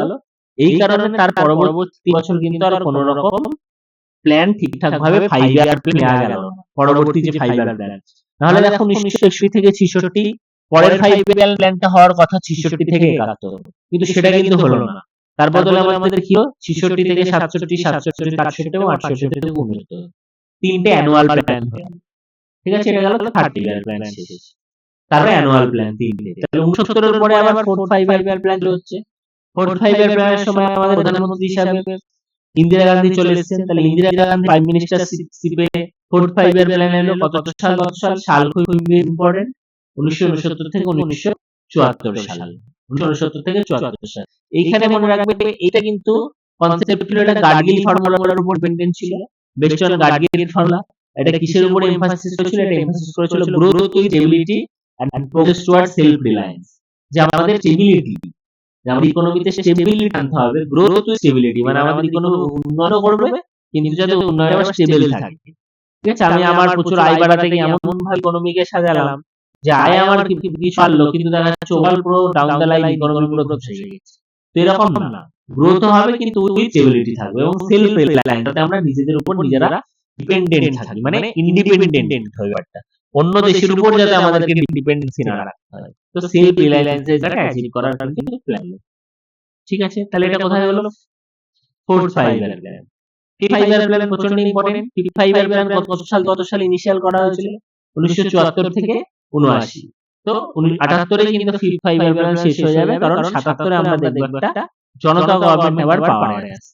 বাট ফিফথ 5 ইয়ার প্ল্যানের মূল ইম্পর্টেন্ট পয়েন্ট কি ছিল? ফিফথ 5 ইয়ার প্ল্যানে কিন্তু আমরা পভার্টি এলিমিনেশন বা গরিবী হটানোর উপর কিন্তু জোর দিয়েছিলাম। এমপ্লয়মেন্ট এবং পভার্টি এলিমিনেশনের উপর কিন্তু প্রচুর জোর দেওয়া হয়েছিল fifth 5 year plan. Fifth 5 year plan, ঠিক আছে। এবং 1975 সালে কিন্তু আমাদের ইলেকট্রিসিটি সাপ্লাই যে অ্যাক্ট, সেটাকে অ্যামেন্ডমেন্ট করা হয়েছিল। সেন্ট্রাল গভর্নমেন্ট থেকে কিন্তু পাওয়ার জেনারেশন ফিল্ডে ঢুকে দেওয়া হয়েছে। Indian national highway system launch করা হয়েছিল। এই কোশ্চেনটা কিন্তু হামেশাই পরীক্ষায় আসে। মিনিমাম নিডস প্রোগ্রাম, এটা এই বছর ডব্লিউবিএস এ এসেছিল। মিনিমাম নিডস প্রোগ্রাম কোন 5 ইয়ার প্ল্যানে চালু হয়? এটা কিন্তু মাথায় রাখতে হবে। মিনিমাম নিডস প্রোগ্রাম কিন্তু চালু হয় আমাদের ফিফথ 5 ইয়ার প্ল্যানে, ঠিক আছে? ফিফথ 5 ইয়ার প্ল্যান, হ্যাঁ, খুব important. Minimum 5 year minimum needs programme কে প্রিপেয়ার করেছিল? এটা প্রিপেয়ার করেছিল হচ্ছে ডিপি ধর। প্রচন্ড ইম্পর্টেন্ট এই জায়গাটা। তো ফিফথ 5 ইয়ার প্ল্যান শেষ হওয়ার কথা ছিল 1979। তার আগে 1977 সালে একটা পালাবদল ঘটলো। 1978 সালে নতুন গভর্নমেন্ট চলে এলেন, জনতা গভর্নমেন্ট। জনতা গভর্নমেন্ট এসে তারা কিন্তু পুরোনোদের এই ফিফথ ফাইভ-ইয়ার প্ল্যান নিতে চাইলেন, বললেন এসব গান্ধীয়ান লিগাসি আর নতুন করে একটা রোলিং প্ল্যান চালু করলাম। তাহলে রোলিং প্ল্যান আমি যখনই পড়িয়েছিলাম প্রথমে বলেছিলাম রোলিং প্ল্যান মানে তাতে একটা অ্যানুয়াল প্ল্যান থাকবে, তাতে একটা ফিক্সড প্ল্যান থাকবে এবং তাতে একটা পার্সপেক্টিভ প্ল্যান থাকবে। ঠিক আছে, তাদের একটা পার্সপেক্টিভ প্ল্যান থাকবে। বাট এই গভর্নমেন্ট এই রোলিং প্ল্যান চালু করে খুব বেশি দিন থাকতে পারলো না, মাত্র 2-3 বছরের মধ্যে এই গভর্নমেন্টের পতন হলো। 1980 সালে আবার ইন্দিরা গান্ধী কিন্তু পুনরায় দেশ ফিরিয়ে এলেন এবং 1980 থেকে 85 সালে উনি চালু করলেন হচ্ছে সিক্স প্ল্যান, ষষ্ঠ প্ল্যান। ষষ্ঠ প্ল্যান কবে? 1980 থেকে 85 সাল। ষষ্ঠ প্ল্যানে কি কি হলো? ষষ্ঠ প্ল্যান হলো ইকোনমিক লিবারালাইজেশনের উপর জোর দেওয়া হলো, ইকোনমিক লিবারালাইজেশনের উপর জোর দেওয়া হলো। ঠিক আছে, ফ্যামিলি প্ল্যানিং এর উপর জোর দেওয়া হলো। নাবার্ড, এটা কিন্তু প্রচুরবার পরীক্ষায় আসে। ঠিক আছে, নাবার্ড কোন প্ল্যানিং এ তৈরি হয়? নাবার্ড কিন্তু তৈরি হয়েছিল হচ্ছে যে কোন প্ল্যানিং এ? নাবার্ড কিন্তু তৈরি হচ্ছে যে 6-5-year প্ল্যান। এটা কিন্তু প্রচন্ড ইম্পর্টেন্ট কোশ্চেন। ঠিক আছে, এটা অনেকবার পরীক্ষায় এসেছে যে নাবার্ড কোন 5-year প্ল্যানে চালু হয়েছে। তাহলে নাম আমাদের মনে থাকবে কোন 5-year প্ল্যানে চালু হয়েছে? 6-5-year plan. আর 6-5-year প্ল্যানের সময়টা কত সাল থেকে কত সাল? 1980 থেকে 50 সাল। 1980 থেকে 85 সাল। ঠিক আছে, আমাদের এই ক্রোনোলজি গুলো কিন্তু ভালো করে পড়তে হবে। 51 থেকে 56 ফার্স্ট 5-year প্ল্যান, 56 থেকে 61 সেকেন্ড 5 প্ল্যান। ক্রোনোলজি গুলো কিন্তু ইজ ভেরি ইম্পর্টেন্ট। ঠিক আছে, 61 থেকে 66 হচ্ছে তোমার থার্ড 5-year প্ল্যান, 66 থেকে 69 3 বছরের অ্যানুয়াল প্ল্যান, 69 থেকে 74 হচ্ছে আমার 5-year প্ল্যান, 74 থেকে 79 হচ্ছে আমার 3-5-year প্ল্যান, 78 থেকে 80 হচ্ছে আমার রোলিং প্ল্যান এবং 80 থেকে 85 হচ্ছে আমার 6-5-year প্ল্যান। 6-5-year plan. ঠিক আছে, 6-5-year প্ল্যানের পর আমরা কোথায় চলে যাব? 7-5-year plan. 7-5-year প্ল্যান কি হবে? 85 থেকে 90। এই সময় কিন্তু আবার গভর্নমেন্টে পালাবদল হলো, আমাদের রাজীব গান্ধী কিন্তু হয়ে গেলেন কি প্রাইম মিনিস্টার এবং এই সময় কিন্তু টেকনোলজিক্যাল একটা বিশাল অ্যাডভান্সমেন্ট হয়েছিল 7-5-year প্ল্যানের সময়। সেখানে ইকোনমিক প্রোডাক্টিভিটি, সোশ্যাল জাস্টিস এই ধরনের জিনিসগুলোর উপর কিন্তু জোর দেওয়া হয়েছিল। ঠিক আছে, জোর যেটা দেওয়া হয়েছিল সেটা কিন্তু মনে রাখতে হবে। Increasing the production of goods and generating employment by providing social justice, এইগুলো কিন্তু 7-5 প্ল্যানের মূল কথা ছিল। ঠিক আছে, মডার্ন টেকনোলজি, ঠিক আছে, মডার্ন টেকনোলজি উপর জোর দেওয়া হয়েছিল। ঠিক আছে, যে আমাদের মডার্ন টেকনোলজি গুলোকে ইউজ করার উপর জোর দেওয়া হয়েছিল কোন প্ল্যানে? 7-5-year প্ল্যানে এই জিনিসগুলোকে করা হয়েছিল। ঠিক আছে, তারপর আমাদের কোন প্ল্যান চলে আসছে? 7-5-year প্ল্যানের পর চলে আসছে হচ্ছে আবার কিন্তু একটা সমস্যা দাঁড়াবে এখানে, সেটা হচ্ছে 8-5-year প্ল্যানের আগে। 7-5-year প্ল্যান যখন আজকে ফার্স্ট ক্লাস চালু করব, একটা জিনিস কিন্তু বললাম 1990-91 সালের দিকে আমাদের ইকোনমিক একটা বিশাল ক্রাইসিসের মধ্যে দিয়ে গিয়েছিল, যেটাকে বলা হয় ব্যালেন্স অফ পেমেন্ট ক্রাইসিস। তো 1990 সালে কিন্তু এই ব্যালেন্স অফ পেমেন্ট ক্রাইসিসটা চালু হয়েছিল। তখন কিন্তু আরবিআই এর ভান্ডারে মাত্র 15 দিন চালার মতো ইম্পোর্ট ছিল। তারপরে কিন্তু আমাদের দেশে একটা টাকা পয়সা ছিল না। তখন কিন্তু আমাদেরকে হাত পাততে হলো কাছে, আমাদেরকে হাত পাততে হলো কিন্তু আইএমএফ এর কাছে। আইএমএফ আমাদেরকে হেল্প তো করতে রাজি হলো, কিন্তু আইএমএফ বললো আমাদের ইকোনমিকে ওপেন ইকোনমি করতে হবে, মানে এলপিজি পলিসি আনতে হবে, লিবারালাইজেশন মানে প্রাইভেট কোম্পানিকে ঢুকতে দিতে হবে, গ্লোবালাইজেশন মানে বিভিন্ন বিদেশ থেকে বিভিন্ন যে সংস্থা আছে সেইগুলোকে ভারতে আসতে দিতে হবে, প্রাইভেটাইজেশন মানে প্রাইভেট কোম্পানি খুলতে হবে, লিবারালাইজেশন মানে কি? আমাদের ইকোনমিকে উন্মুক্ত করতে হবে, মানে আগে সব সেক্টরে সরকারের দখলদারি ছিল, এই সেক্টরে লাইসেন্স নিতে হবে, এই সেক্টরে আমি ছাড়া ঢুকতে পারবো না, এই যে এই ব্যাপারগুলো থেকে বেরিয়ে আসে এটাকে বলে লিবারালাইজেশন। মানে প্রত্যেকটা সেক্টরে আমি দখলদারি করে রেখেছিলাম, এবার আমি ছাড়তে থাকছি আলাদা করে, দ্যাট ইজ লিবারালাইজেশন। প্রাইভেটাইজেশনে প্রাইভেট কোম্পানিকে আসতে দাও। গ্লোবালাইজেশন মানে কি? গ্লোবালাইজেশন মানে হচ্ছে বিদেশি কোম্পানিগুলো ভারতবর্ষে আসতে দাও। ঠিক আছে, তো এলপিজি পলিসি নিতে হলো, ভারতবর্ষে বাধ্য হয়ে কে নিয়েছিলেন এটা? তৎকালীন প্রধানমন্ত্রী ছিলেন হচ্ছে পিভি নরসিংহ রাও, আর তখন অর্থমন্ত্রী ছিলেন হচ্ছে মনমোহন সিং। খুব ইম্পর্টেন্ট এই কোশ্চেন। ঠিক আছে, যে অ্যানুয়াল প্ল্যানের সময় আমাদের প্রধানমন্ত্রী ছিলেন হচ্ছে পি নরসিংহ রাও, আর অর্থমন্ত্রী কে ছিলেন? অর্থমন্ত্রী ছিলেন হচ্ছে মনমোহন সিং। তো তার নেতৃত্বে কিন্তু আবার 8-5-year প্ল্যান চালু হলো। ঠিক আছে, 8-5-year প্ল্যান চালু হলো। তো 8-5-year প্ল্যান কিসের উপর জোর দিয়েছিল? মডার্ন ইন্ডাস্ট্রির উপর জোর দিয়েছিল। ঠিক আছে, মডার্ন ইন্ডাস্ট্রির উপর জোর দিয়েছিল। আমাদের যে পপুলেশন গ্রোথ সেটাকে কন্ট্রোল করা, পভার্টি রিডিউস করা, এমপ্লয়মেন্ট জেনারেট করা, এই সমস্ত জিনিসের উপর কিন্তু জোর দিয়েছিল। এবং এই সময়তেই কিন্তু আমাদের পঞ্চায়েত সিস্টেম এবং মিউনিসিপ্যালিটি সিস্টেমটা চালু হলো। ঠিক আছে, এটা 8-5-year প্ল্যান। তারপর হচ্ছে কত, তারপর হচ্ছে আমাদের 9 5 প্ল্যান। 9 5 প্ল্যান কত, 1997 থেকে 2002, 1997 থেকে 2002। এই সময়তেও কি এলিমিনেশন অফ পভার্টির উপর জোর দেওয়া হলো, এবং এই সময় প্রধানমন্ত্রী কে ছিলেন অটল বিহারী বাজপেয়ী ছিলেন প্রধানমন্ত্রী। ঠিক আছে, public private partnership, joint efforts এর বিভিন্ন কাজ করার উপর জোর দেওয়া হলো। ঠিক আছে, আমাদের গ্রোথের সাথে আমাদের কোয়ালিটি অফ লাইফ এই সমস্ত ব্যাপারগুলোকে ভাবা হলো। ঠিক আছে, তাহলে এই সমস্ত জিনিসগুলো কোথায় দাঁড়ালো, এই সমস্ত জিনিসগুলো দাঁড়ালো হচ্ছে 9 5 প্ল্যান। 9 5 প্ল্যান। ঠিক আছে, তারপর হচ্ছে কি 10 5 প্ল্যান। 10 5 প্ল্যানের উপর কিসের উপর জোর দেওয়া হলো, ইনক্লুসিভ গ্রোথ এবং ইকুইটেবল ডেভেলপমেন্ট। খুব ভালো করে বলবো, ইনক্লুসিভ গ্রোথ মানে কি, এর আগে গ্রোথ তো হচ্ছিল কিন্তু গ্রোথের পার্টিসিপেশন সবার মধ্যে ছিল না। ইনক্লুসিভ মানে কি, ইনক্লুসিভ মানে সবাই যাতে সেই সুবিধাটা উঠাতে পারে। ইনক্লুসিভ ডেভেলপমেন্ট, ইনক্লুসিভ ডেভেলপমেন্ট মানে ডেভেলপমেন্ট হবে অ্যাজ ওয়েল অ্যাজ যাতে প্রত্যেকটা নাগরিক বা সবার মধ্যে যাতে সেই ডেভেলপমেন্ট সমানভাবে হয়। ডেভেলপমেন্ট শুধু বড়লোক শ্রেণীকে হেল্প করছে, ডেভেলপমেন্ট শুধু একটা টাইটেল ওয়ালা লোককে হেল্প করছে, এই ডেভেলপমেন্টকে আমরা ইনক্লুসিভ ডেভেলপমেন্ট বলতে পারবো না। ইনক্লুসিভ ডেভেলপমেন্ট মানে কি, ইনক্লুসিভ ডেভেলপমেন্ট মানে কিন্তু যেখানে আমাদের ওভারঅল ইকোনমিতে যত লোক আছে সমস্ত লোকের যাতে একটা ওভারঅল মানে উন্নতি হয়, সেটাই কিন্তু ইনক্লুসিভ ডেভেলপমেন্ট। ঠিক আছে, তো 10 5 প্ল্যানে কিসের উপর দেওয়া হলো, ইনক্লুসিভ গ্রোথের উপর জোর দেওয়া হলো আর ইকুইটেবল ডেভেলপমেন্টের উপর জোর দেওয়া হলো। ঠিক আছে, তারপরে চলে আসবো আমরা 11 5 প্ল্যান। এইগুলো কিন্তু প্রচন্ড ইম্পর্টেন্ট। আমি অলরেডি তোমাদের গ্রুপে একটা ছোট্ট নোটস পাঠিয়ে দিলাম, এইটা কিন্তু খুব ভালো করে মনে রাখবে। ঠিক আছে, এই পরের দিকের প্ল্যানগুলো বা প্রথম দিকে প্ল্যান কোন কোন প্ল্যানের মোটো কি সেটা প্রচুরবার পরীক্ষাতে আসে। যেমন 11 5 প্ল্যানের মোটো কি ছিল, 11 5 প্ল্যানের ছিল rapid and more inclusive growth. Rapid and more inclusive growth, এই কোশ্চেন গুলো কিন্তু প্রচন্ড ইম্পর্টেন্ট। 11 5 প্ল্যান কে প্রিপেয়ার করেছিল, সি রঙ্গারাজন। প্রচন্ড ইম্পর্টেন্ট কোশ্চেন, সি রঙ্গারাজন। ঠিক আছে, এবং rapid and more inclusive growth এটা কিন্তু জেন্ডার ইকুয়ালিটি, তারপর হচ্ছে তোমার এনভায়রনমেন্ট সাস্টেনেবিলিটি, এই সমস্ত উপরও কিন্তু জোর দেওয়া হয়েছিল 11 5 প্ল্যান 2007 থেকে 2012। ঠিক আছে, প্রচন্ড ইম্পর্টেন্ট, মোটোগুলো প্রচন্ড ইম্পর্টেন্ট। ঠিক আছে, তারপরে কি একদম আমাদের লাস্ট যে 5 প্ল্যান, এটা 2012 থেকে 2017 12 5 প্ল্যান। এখানে কিসের উপর জোর দেওয়া হয়েছে, এটার মোটো কি, faster more inclusive and sustainable growth. এটা সাস্টেনেবল কথা চলে গেল। ঠিক আছে, আগেরটার এটা দেখো মোটামুটি কনসেপ্ট কাছাকাছি, কথা একই।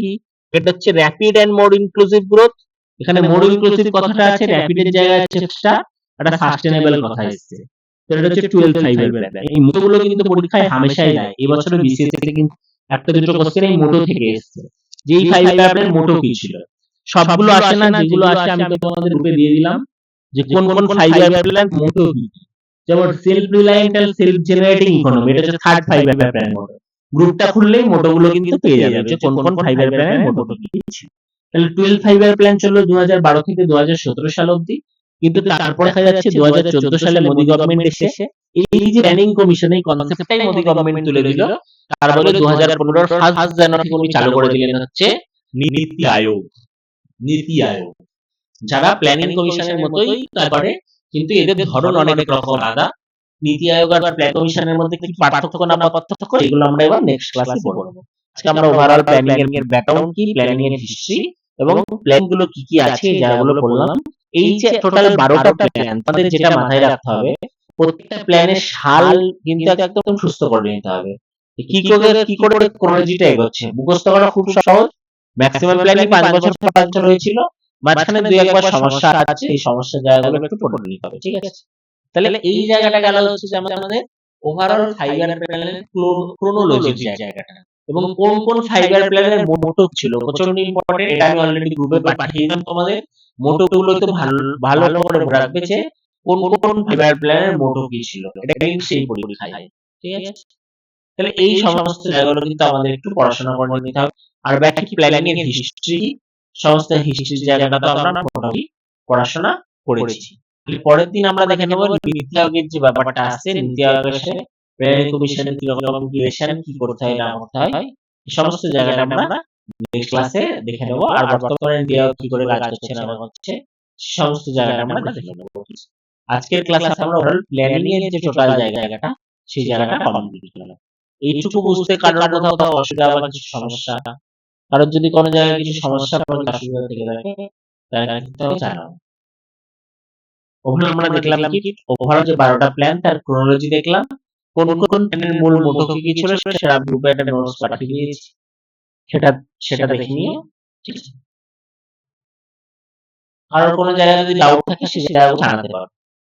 বোঝা গেল তাহলে? স্যার বলছি হ্যাঁ বলো। একটু দিয়ে দেবেন, হ্যাঁ বলো। প্ল্যানিং এর স্যার নোটটা একটু স্যার গ্রুপে দিয়ে দেবেন। হ্যাঁ আমি নোটস গুলো পাঠিয়ে দেবো, ঠিক আছে। সবগুলো নোটস পিপিটি করে আমার ওরকম বানানো নেই, যেগুলো বানানো আছে সেগুলো পাঠিয়ে দেবো। যেগুলো বানানো নেই সেগুলো আমি তোমাকে লিংক পাঠিয়ে দেবো, লিংক গুলো একটু পড়ে নেবে, ঠিক আছে। আচ্ছা, এইটুকু থেকে কারো কোনো ডাউট তাহলে ওভারঅল প্ল্যানিং এর হিস্ট্রি, প্ল্যানিং এর ব্যাকগ্রাউন্ড থেকে কারো কোনো ডাউট?